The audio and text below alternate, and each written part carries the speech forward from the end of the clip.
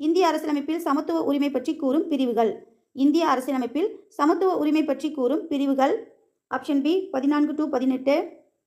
47வது வினா, இந்தியாவில் கட்சி முறையானது எந்த நூற்றாண்டின் பிற்பகுதியில் தோன்றியது? இந்தியாவில் கட்சி முறையானது எந்த நூற்றாண்டின் பிற்பகுதியில் தோன்றியது? Option C 19.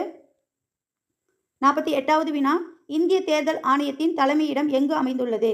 இந்திய தேர்தல் ஆணையத்தின் தலைமையிடம் எங்கு அமைந்துள்ளது? ஆப்ஷன் ஏ புதுடெல்லி. 49வது வினா, தேசிய ஊராட்சி தினம் தேசிய ஊராட்சி தினம் எப்பொழுது? Option D April 24.